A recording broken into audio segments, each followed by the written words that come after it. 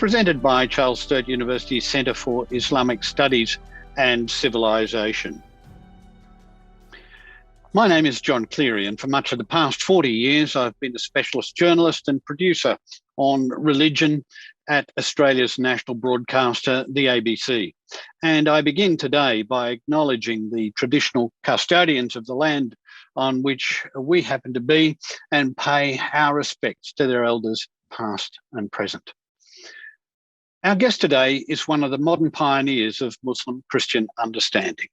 John Esposito is a professor of religion, international affairs and Islamic studies at Georgetown University in Washington, D.C.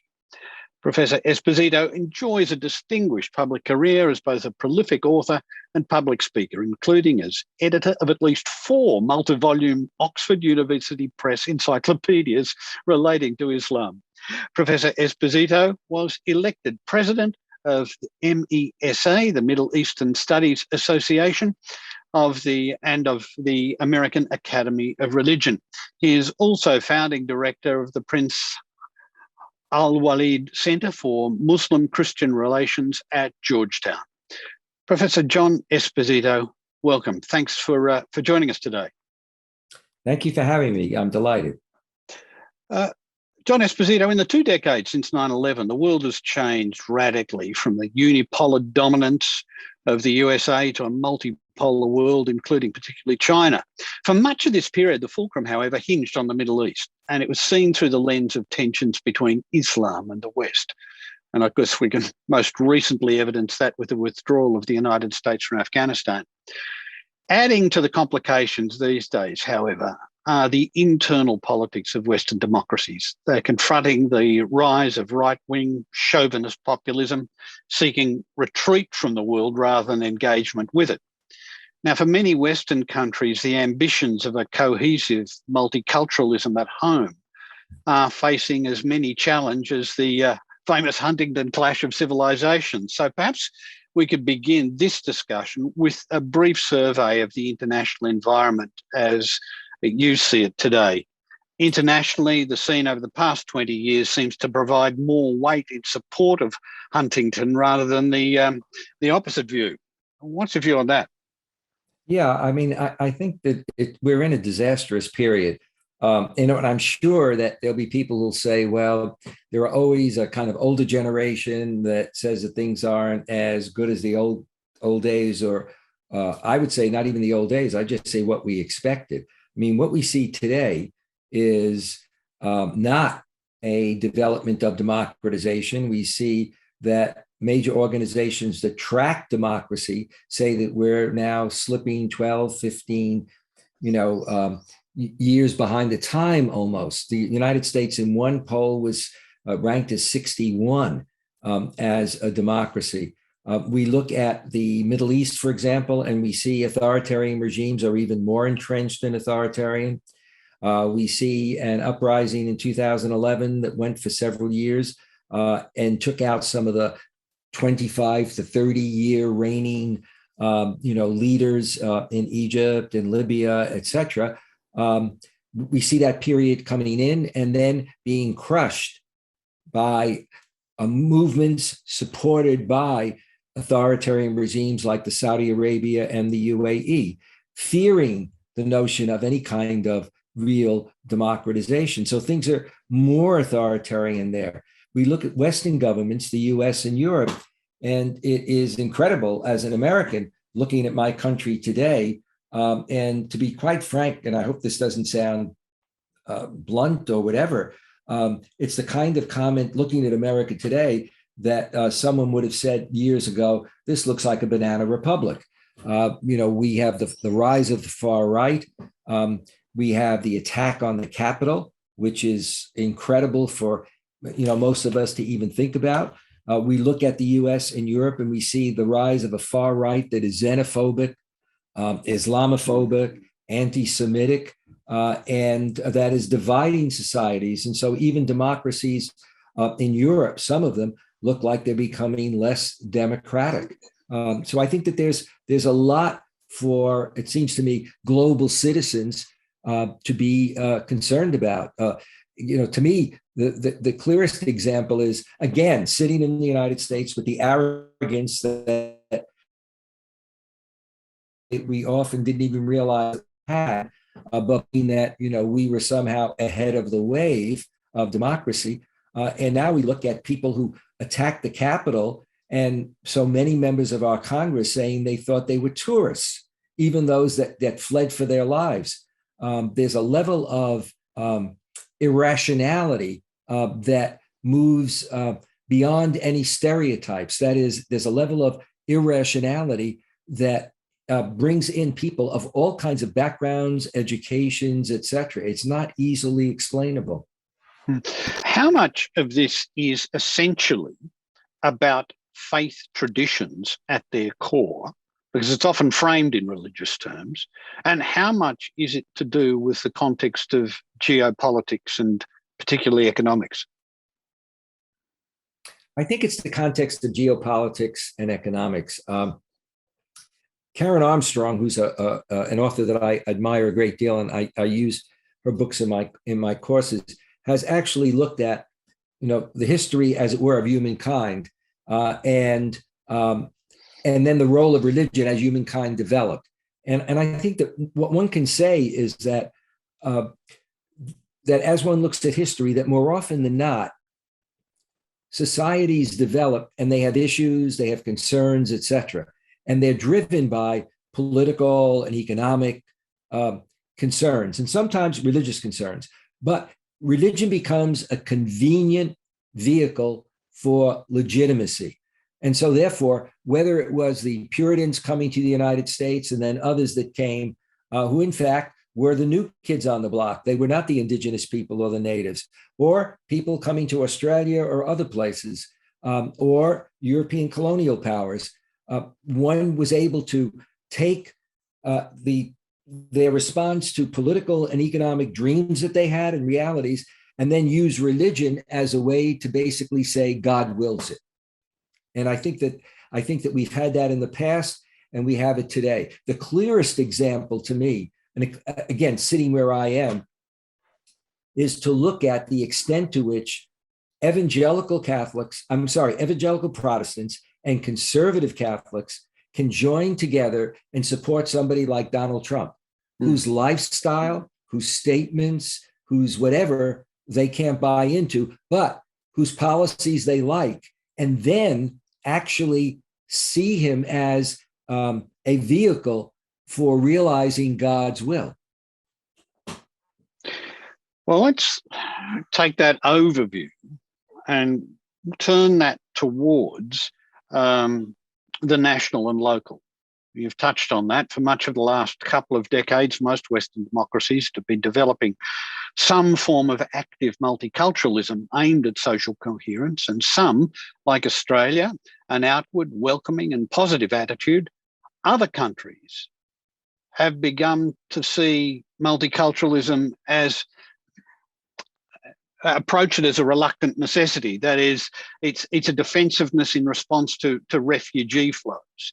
From your experience in a broad sweep of multiculturalism and interfaith relations, have you worked with them at Washington? Have things got better or worse in the period we're describing? I think that they've gotten worse. I think that there's been a pullback. I remember, a decade or so ago, maybe more than that, there was a kind of pride in saying that the US and Britain, for example, still believed in multiculturalism, and the French were saying, you're getting it wrong, you're getting it wrong. And then when 9/11 came along, the French were saying, you see, you got it wrong, we got it right. Well, the fact is that for countries like my own and for others that always talked about, the Statue of Liberty, bring us your hungry, your poor, et cetera, yearning to be free. The reality of it is that certainly witnessing it within the policies of the Donald Trump administration, but also of the significant number of Americans that support him, and again, of all kinds of educational backgrounds and even in some ways religious backgrounds, what we see is really moving back away from that. I mean, even countries, I've been in conferences, for example, where somebody from Poland will get up, an expert, on Islamophobia, and we'll say the good news is we don't have many Muslims. The bad news is we have a lot of Islamophobia. And even in Northern European countries now that usually rank so well in terms of their democracy, in terms of their economies, et cetera, we see this kind of spike that takes place. And a lot of that gets plugged into more the struggle, I think, that, if you will, overwhelmingly entrenched sectors who are white in countries look at what they see as almost a kind of replacement future or replacement theory, which has become very popular, that somehow countries that are, quote, are and meant to be white face in the near term becoming non-white. And so therefore you get the xenophobic, anti-immigrant, attitude with regard to their future. And in a country like the US, that's what's there. Now, I think if we're really honest, part of it is that the way we learned our history wasn't very accurate. Because if you look at the United States history, the Puritans came looking for religious freedom from the UK. And before you know it, they denied religious freedom to other groups. The attitudes that they took in dealing with Native American Indians, et cetera, and legitimating what they did were far from good. If we talk about immigration in the United States in the late 19th century, people didn't want Asians because they thought they were dirty. There'd be all these issues. Now it's an issue with Asians because they're so bright and they might succeed. If you're an ethnic Catholic, you came here and you were welcomed as a laborer, but nobody ever thought that you would get beyond being a laborer.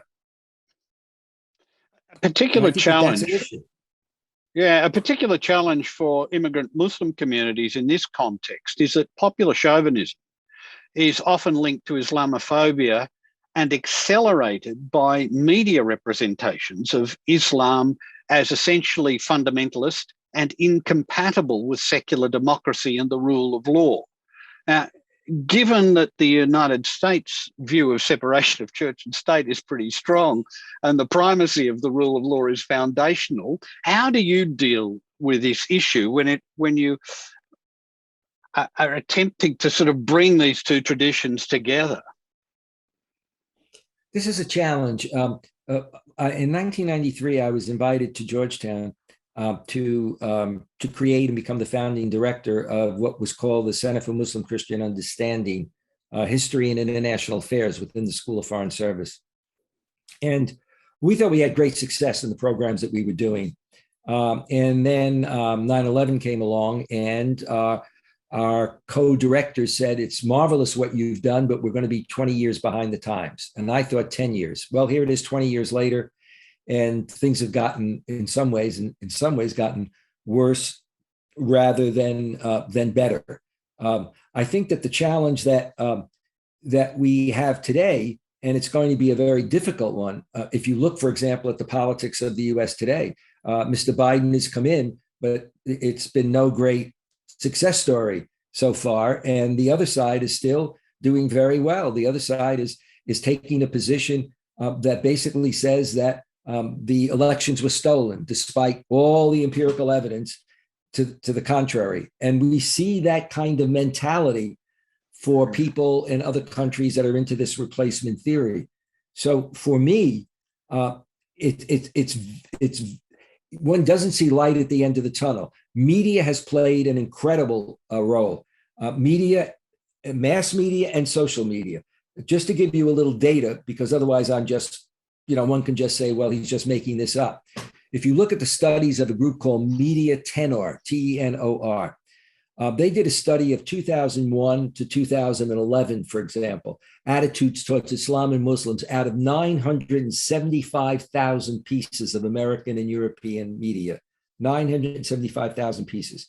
In 2001, when they looked for Muslims someplace in there, they saw that 2%, when Muslims were represented, 2% covered extremism, 0.1% covered the vast majority of Muslims, okay? 2011, the 2% jumps to 25%, okay? But mainstream remains at 0.1%. 2015, 2016, they basically find that Islamophobia has become normalized in the US and in Europe. So that when they look at mass media or TV, they find that 8 out of 10 stories tend to emphasize the, the minimal number of Muslims that are engaged in violence. You're talking about, if we talk about 1.8 billion Muslims, and then you think about the numbers of extremists and terrorists that there really are, as much as they can be very dangerous, okay? You're talking about a fraction of perhaps 1%. But that's the way media plays it. Social media is even worse. Studies of social media have found that as much as $200 to $250 million, and this is based on tax returns, income tax returns, have been given by individuals and philanthropies to what we would call Islamophobic, that is anti-Muslim authors and websites. That kind of influence is a magnitude that's hard to get your head around when you consider how many people in our society look for their news and their entertainment to social media. Let's talk about the magic word here, T, tolerance. Tolerance is held up by governments as an ideal, but it's often a passive and even negative ideal, often linked with the word integration.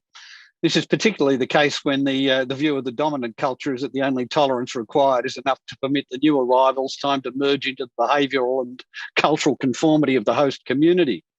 The idea of a two-way exchange simply doesn't exist. Now, this is something you must have confronted consistently through your career. What are your observations about that sort of dilemma at the present time? Well, I think the problem is that tolerance is a problem. I remember a number of years ago, a conference that I put together with someone else, an international, I think it was an international conference for President Clinton when he retired. And to my surprise, in the conference, he basically said tolerance has to go. But I understood what he meant the more I look at it. If you look at tolerance historically, tolerance means, in effect, I allow you to live. You may be a second-class citizen, but you're not going to be killed. I may not want you to live in my area. I may not want you to socialize with my children, etc. We have to move beyond tolerance. Tolerance, we have to move to a point where we actually deal with the question of creation and diversity. Now, you can do this through a number of world religions. For a variety of bizarre reasons, I referred to some of that in a previous interview that I did in Australia, having been in a monastery for many years, but also then studying Hinduism and Buddhism and finally studying Islam. Religious traditions have a way of saying that creation is sacred. Religious traditions, many of them have a way of saying that, that all human beings are sacred. They also have a way of being used, of course, to engage in imperial warfare, etc. But I'm talking about the heart of religious traditions in scripture. And I think we have to get to a point where believers and non-believers accept the fact, okay, that all people are born and have a right to an equal status in life. That is, that all people, regardless of their race, their ethnic background, etc., should be on an even playing field. And it shouldn't be that there's a in-group that belongs to a particular ethnic group or a particular whatever, and therefore you're a second-class citizen. That's a big leap for many of us. When I grew up as an Italian American, people believe that, the best was, where there's mafia, okay, and mafia jokes, but it was also, we're really good. As I used to say, we're really good with cement. We run construction companies and we put people in cement, like Jimmy Hoffa, the union leader. And I can remember when I took a job at a prominent Catholic school, a senior Jesuit who every year would ask me how my garden was. And I'd look at him and he'd say, your garden with the zucchini, you're growing this stuff. And I said, I don't have a garden. And then I said to him, I built a patio, and he beamed like he got the right answer. And I said to him, I got you. I didn't build a patio, but you think that we're all good with our hands and with cement. And I think that kind of mentality we have to move beyond. Now, I think many of our societies have said things that imply that we believe in that equality. What's come back to bite us is that we never really did. And so when we see the rise of the far right in so many of our countries, it's because we really didn't integrate that through our religion, our churches, but also very much through our educational systems. When you see the referencing of by the rise of the far right to religion, as if the purity of religion is related to the purity of race, etc., etc., etc., one of the paradoxes is that they are using the religions of the book, Judaism, Islam, Christianity, to justify the purity of their particular position. Yet when you look at the breadth of the religions of the book and called the religions of the book, there's much more that they have in common than foundationally separates them. Is it in some way, what's your observation about turning those instruments of conflict into instruments of cohesion? And are the faith traditions prepared to do it? I think that's true. I mean, there was this major project called A Common Word Between Us and You, which I was involved with. A lot of people were involved with. And it basically brought together a significant number of Muslim leaders reaching out to a significant number of Christian leaders.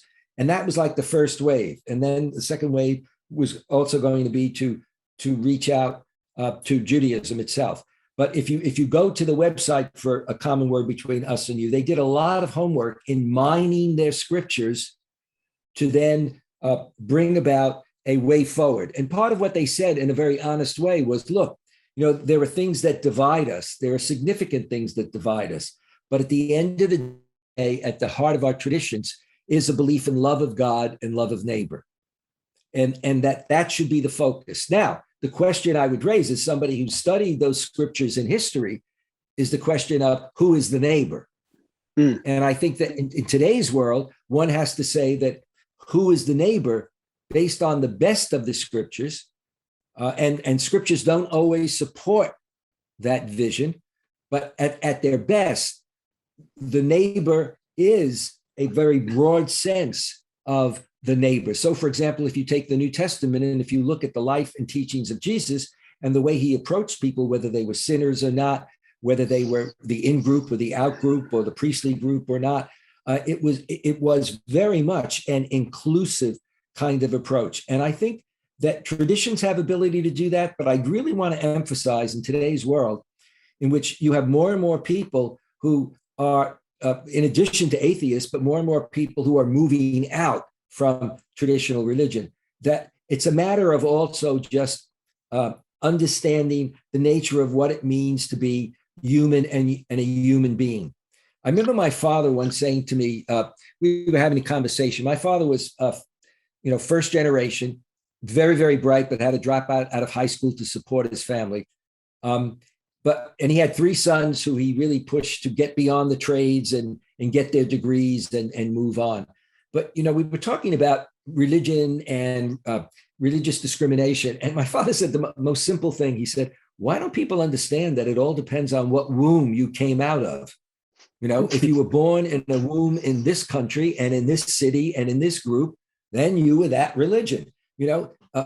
So why is there some sense that somehow you're so privileged and everybody else isn't? And I think that, this is a major transition point, it seems to me, in human history, where we really have an opportunity to move to a point where we begin to talk about the world that we're in, the concerns we have about the world that we're in, particularly very serious concerns about environment, but also about violence and terrorism of all kinds of forms and discrimination, and start to move into being people of the 21st century and the future, which is to learn from the past, but to build out so that we begin to talk about that people should be judged by the quality of their life and their character, and not what color they are or what country they were born in. There's an interesting observation there about the way in which traditions tend to, perhaps in their growth phase, emphasize their exclusiveness and their singularity. And but these are true of religions of the book, yet more and more today, and I find this interesting, and it's coming from secular end as much as from religious end. You have people talking about, for instance, Muhammad and what's meant by the Covenant of Medina. And they're saying, look, here you've got the foundations of what anyone would recognize as a modern rule of law secular society. Why aren't the religious traditions themselves mining the commonalities rather than still focusing on their exclusive separatisms? Yeah. Well, I think that they're inheriting their recent past. If you look at, for example, to talk about a tradition that is close to myself, Roman Catholicism. You had Vatican II, and there was this euphoria that was in my early days as a kind of lay Catholic theologian. This was the real big breakthrough. Okay, but the longer John Paul II was in, the more he became more conservative towards the end. We then moved to Pope Benedict, and they appointed almost all of the bishops and cardinals. So now you look at the Catholic Church today, and you wind up with somebody like a Pope Francis, but you also wind up with bishops and cardinals who, before Pope Francis, would have said to question the Pope the way they do and to attempt to undermine him would have been unthinkable. Okay, so part of it is that for religions to move forward, it's also going to be who gets to speak for the religion. And there are two things involved here. One is it's got to be an emergence, and there is an emergence, but not as much as there can be, of your more progressive clergy. But it's also more and more that the community of believers, the Jewish community, the Christian community, the Muslim community, is a community of all people. In other words, it's not something where you have the super religious folk who simply define what everybody else has to do or believe. Our societies have changed. The majority of people in most religions, in many places, not all, are people with good educations who can think as well, if not better, than many of their religious clergy. And I think what you've got is the resistance, of a conservative clergy, a good deal of them, but also of an older generation. Not all, but as somebody who is in that older generation, one does see that there's a disproportionate number of people that find it very difficult to kind of move from a church and an understanding of their faith that they had for 60 or 70 years into this new direction. So you look at, for example, the issue of women in the clergy, a variety of issues. I think that there is movement, but nowhere near what we need. And the reason why I say nowhere near what we need is while there is movement, the dark forces have increased incredibly. That is the rise of this sort of very right-wing,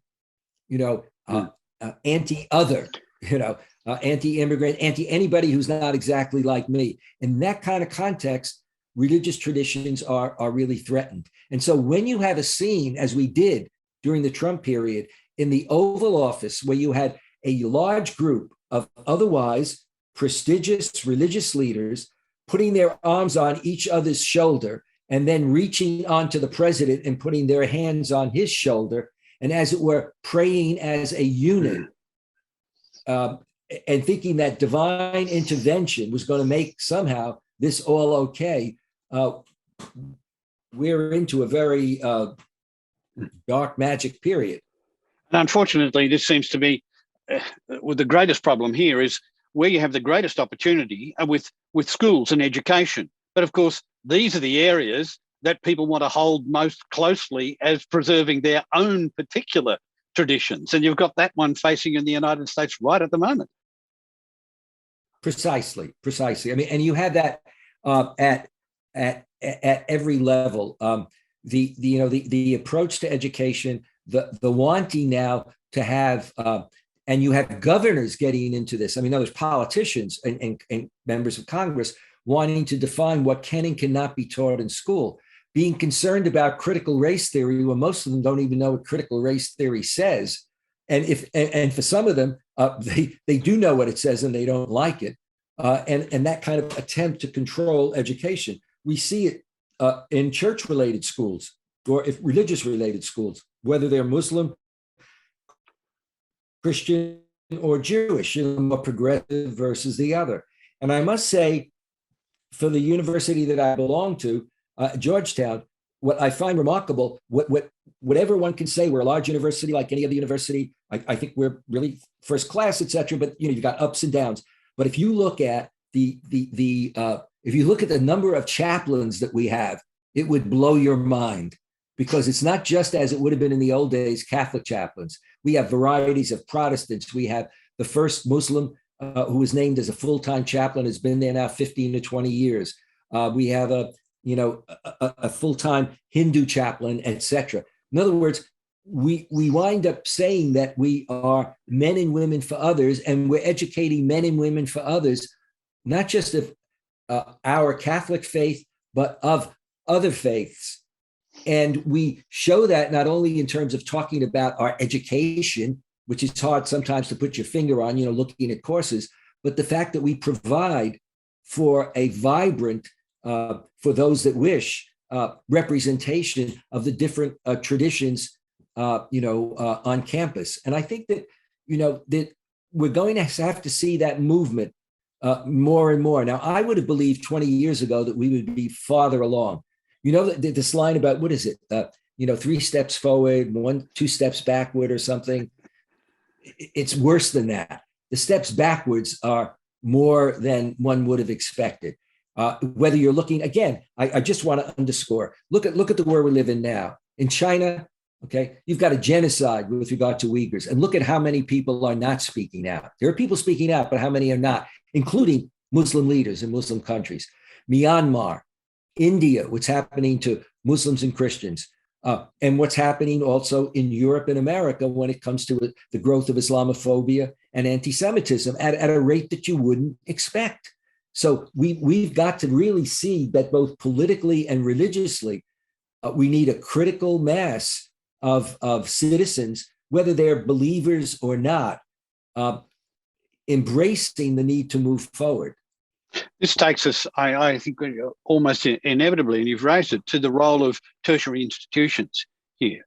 You mentioned the sort of chaplaincy at Georgetown, but it takes us to what is offered by universities. And one of the things we're talking about here today, and the reason we're here, is that religion programs in Western universities tend to approach Islam, for example, from the outside, or at least from a Western Orientalist perspective. Today, we're looking at the prospect of efforts towards greater cohesion.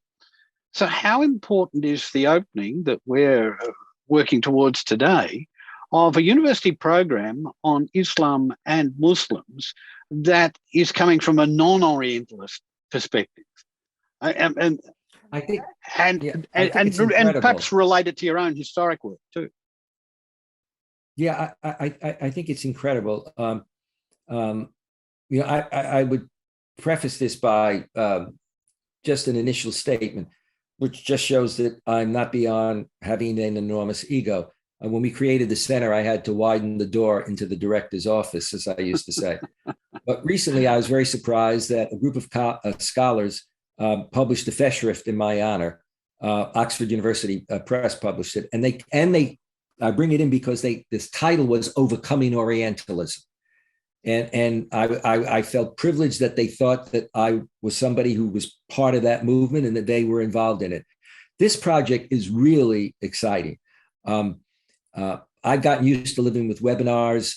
I've traveled something like 3 million miles in my career, so I don't have to travel a lot. But this is so exciting that I wish we were doing this live, talking about it, maybe, and to see it actually develop. I mean, what you're talking about is, a formal launch of a project that looks at Islam, culture, and society and provides a certificate, and does that within the university, one that enables, as I look at the description, and then I think about what that really means and how relevant it is, enables students to understand what's happening in the contemporary world in terms of Islamic issues.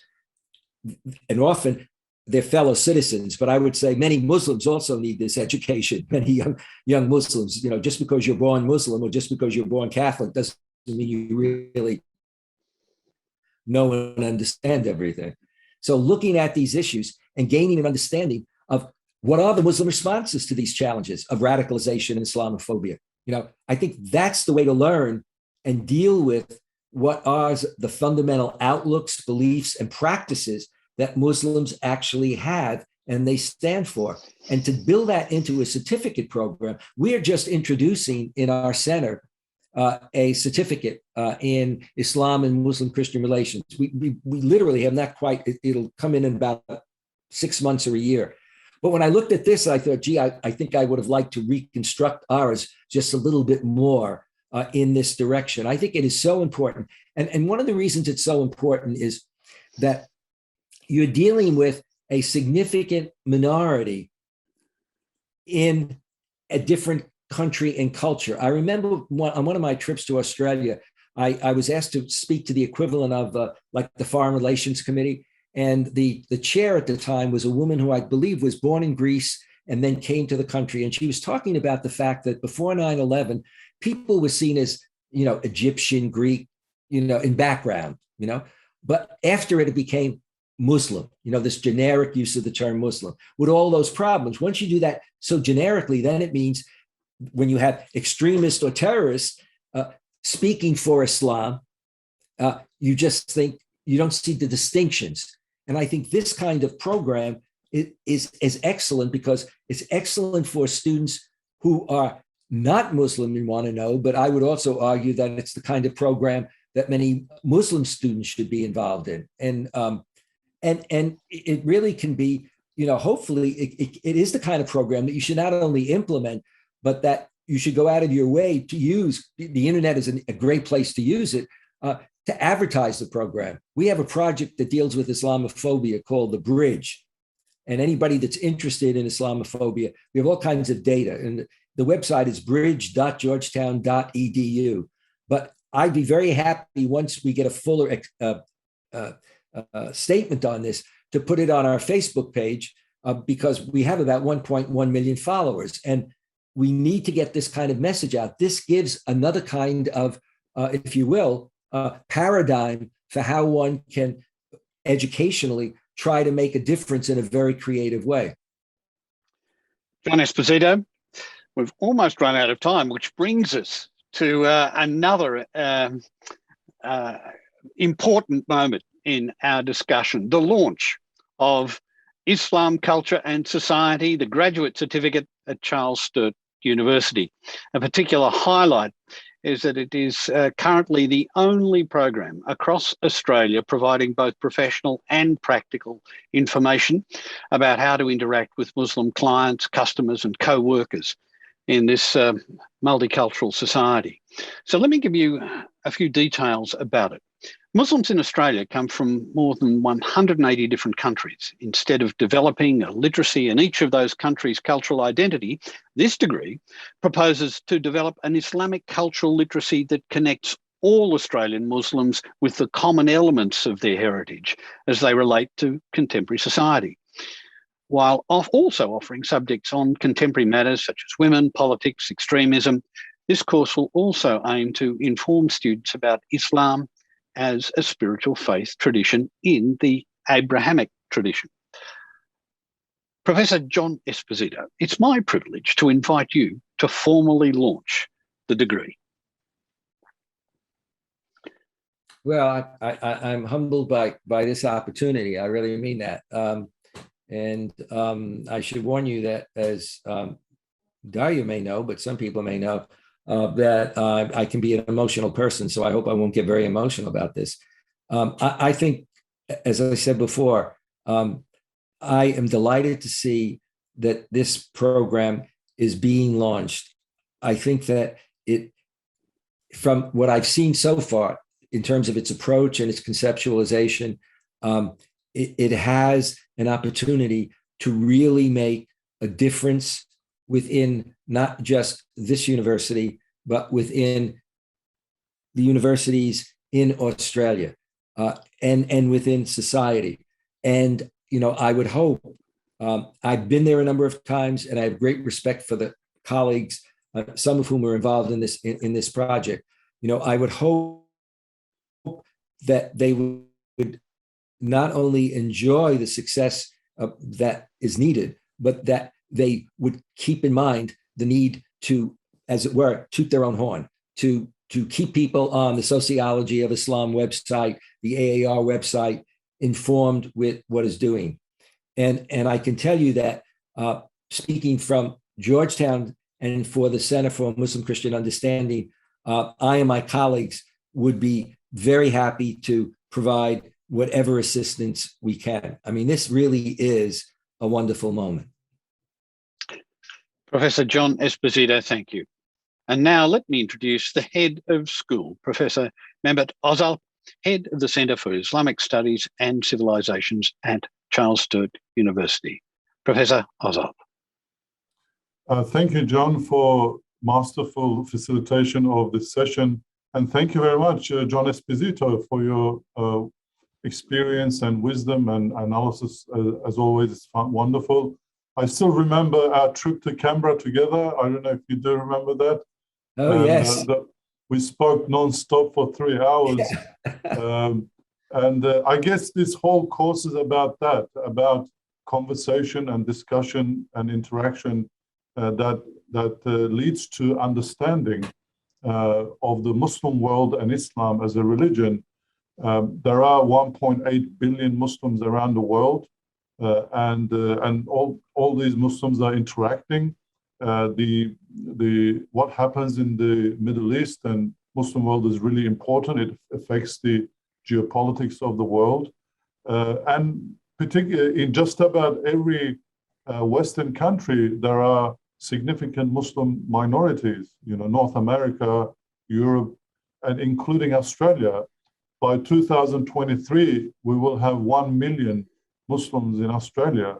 So I think it's really important that the wider non-Muslim, let's say, society understands Muslims and Islam. And we have designed this graduate certificate course with that in mind. And the subjects are fantastic. It goes into cultural competence. It looks at the themes of the Quran. It discusses the issue of women, politics, and democracy in the Muslim world and what Muslims think about that. So these are some of the subjects that we will be offering in 2022, and that I would invite people to explore the course. Just Google graduate certificate in Islam, Culture and Society, Charles Sturt University. And if you're interested, please enroll to begin March next year. And please pass on to your contacts and your friends, anyone who may be interested in enrolling in this fantastic course. Now, our Center for Islamic Studies at Charles Sturt University is going into its 11th year of operation. We have a whole suite of other courses as well, Bachelor of Islamic Studies, Master of Islamic Studies. Those are mainly from within the Islamic tradition, but this course is not within the tradition. It's more about Islam and Muslims, so it will be a lighter version.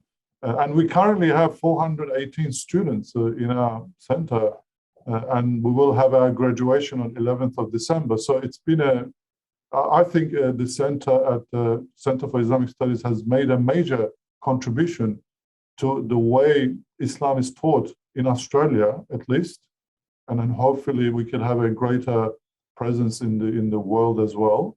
And I really think that this course will add an additional value to Australian society in particular and the people from Western world in general. Thank you. Professor Mehmet Ozal. Well, that brings us to the end of today's program. And if you are interested in details of the course, then take a look at your Zoom chat box for the date and time of the special course information session to be held on December the 16th. Well, thanks again to all of you, particularly to Professor John Esposito. And now from me, John Cleary, Thank you for joining us.